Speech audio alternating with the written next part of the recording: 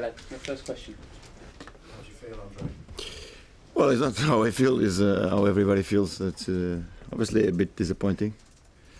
I mean, in the end, those were the circumstances coming in. It could happen, and Arsenal did their job at Newcastle. So I think serves as a good reference for us in the future. Achieving 72 points and not making it means that next season to compete at this level, we would have to make probably more than that. Particularly as the other squads are already great squads, and they will continue to add quality. So ours is the same. Next year we will have to be extremely competitive. I think we've given them a good run in the end, because the difference in terms of distance between these three London teams is very, very short. We will make that. I think is the lesson that we'll take into the future. What are the games looking back that you think maybe Yeah, I think probably the Everton away game. Obviously, was before that Arsenal fixture. I think Arsenal went on an absolutely amazing run. Credit to them, because they have that stability in the final parts of the season to finish very, very strong, which is extremely important for them. We couldn't after that win against Arsenal. I think we continued on a good performance against Liverpool, but we lost. But I would say that looking back into the season, apart from those fixtures just after Arsenal, that Everton away was probably the game that could cost us more in terms of points. Do you regret not doing more in the January transfer window? No. It's I fine. mean, your strikers have scored 5 goals. Yeah, but it's fine. We had a great finish to the season anyway. Are you confident you can close the gap, Andre, with the teams ahead of you? Are you confident that gap's something you can... Yeah, we have to be aware. That's why I told you on the press conference, setting up for next year, we have to understand that independent of making it or not, which we didn't, we would have to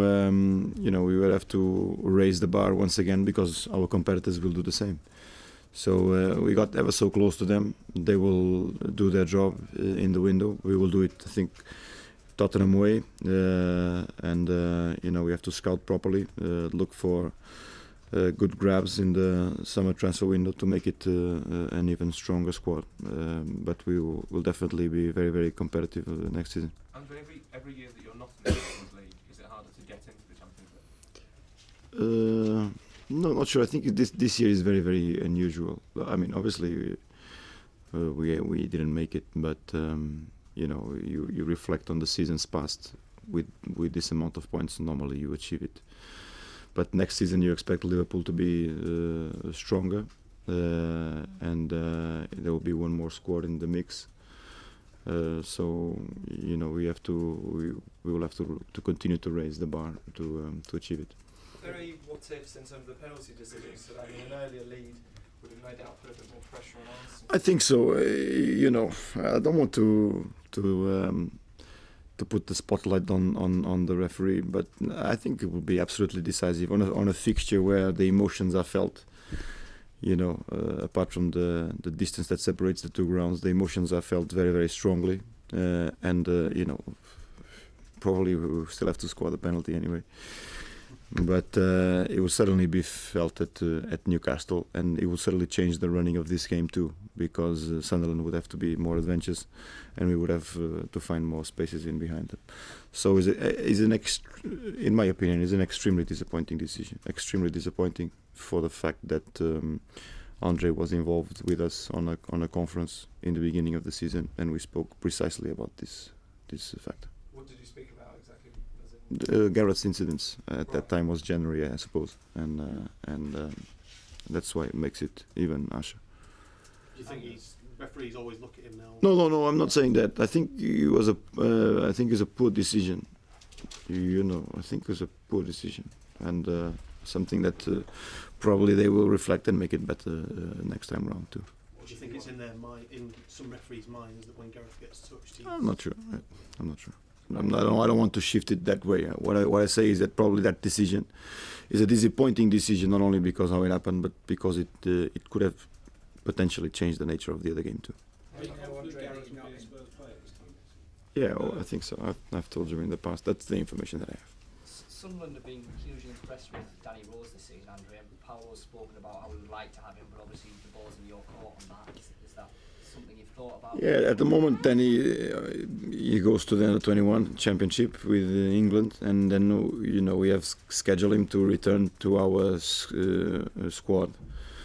I think we now the season is over. We are able to reflect on what we want moving forward. Danny has had a great season in Sunderland. We are aware of it, and he's one of the players who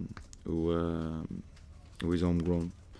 So it's all decisions that we have to consider moving forward. You have the last couple, guys. Turn Porto into champions. Do you believe that there is a mental block surrounding this club? No. 3 times now they've failed. No, I don't think so. I don't think there's a mental block. I think what we had was a great competitive side, very ambitious, great determination and character from changing the beginning of the season. One of the squads that had great and strong December and January. So I think going into the future and next season we don't need a lot to make us even better. And I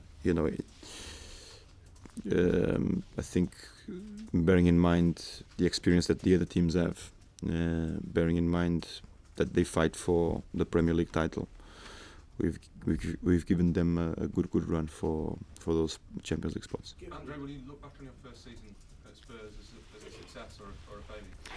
Well, difficult for me. Obviously, we would have ideally to achieve that fourth spot to qualify. We certainly, I think, did enough to deserve it. A pity we don't achieve it. I think, in the end, moving forward is where we want to be. We didn't do enough this time round. We can only try next season. But I see how the fans feel regarding the Champions League, and I think we've all shown determination and character this season to push for it. But in the end, the others have done ever so well too. Andre, Can we make this last one, Matt, please? Do you think that some of the bigger clubs around Europe will view your failure to get into the Champions League as a chance to unsettle Gareth and get him out of the club? I'm not sure. It's very difficult. It's very difficult. I've told you in the past.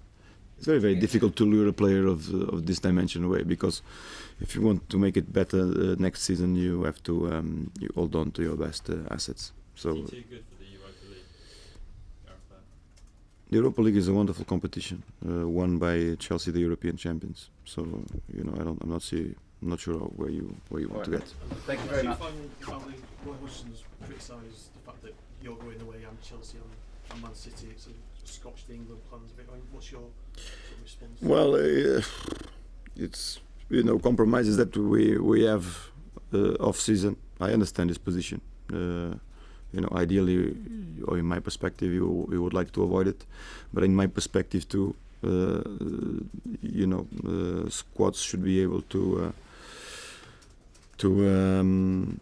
release their players after the season finish. But I understand that there is a compromise in this fixture, and we have to oblige to it. And I certainly respect Roy's disappointment. All right, lads. Thank you very much. Thank you.